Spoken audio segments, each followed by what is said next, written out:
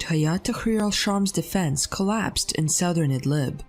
The Syrian Arab Army (SAA), the National Defense Forces (NDF), and the Tiger Forces liberated the important town of Sinjar and the nearby villages including al-Nasiriyah, Jabal al-Kafi, Lubaida, Hawa, Sheikh Barake, Wailat, Tel Amara, Ras Said, Kafraya, and Mutawassita.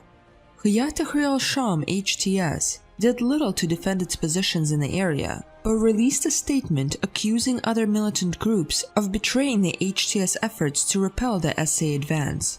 The group's leadership, led by HTS leader Abu Muhammad al-Jalani, also held a meeting to discuss the group failure in southern Idlib. On January 8, the SAA and the NDF continued advancing on HTS positions in the direction of the Abu al-Duhur airbase. On January 7, a heavy VBIED exploded on the Al-Talahin Street in the western part of the Idlib city.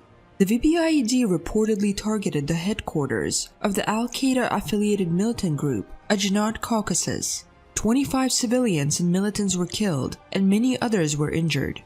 The Lebanese TV channel Al Mayadeen reported, referring to opposition activists, that Hayat Tahrir al-Sham carried out the VBIED attack as a punishment to Ajnad Caucasus because its members had fled the battlefield in southern Idlib.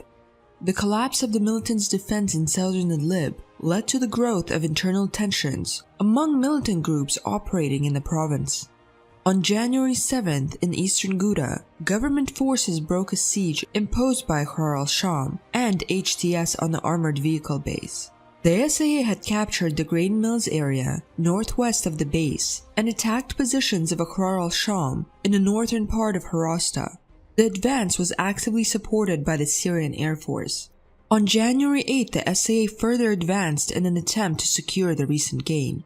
On January 7th, the US-backed Syrian Democratic Forces (SDF) launched an attack to capture Garanish from ISIS in southern Deir ez-Zor.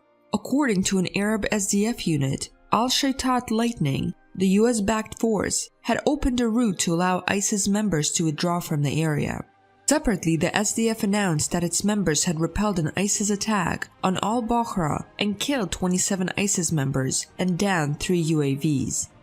The UK-backed newspaper Asharq al-Afsat reported citing an anonymous official that the US is preparing to recognize the SDF administration as a legitimate authority in eastern Syria. The preparations include empowering local council, backing reconstruction efforts, training of government agency workers, improving public services and infrastructure. According to pro-government activists, these steps will eventually lead to establishing a US-controlled, semi-independent state in the SDF-held area.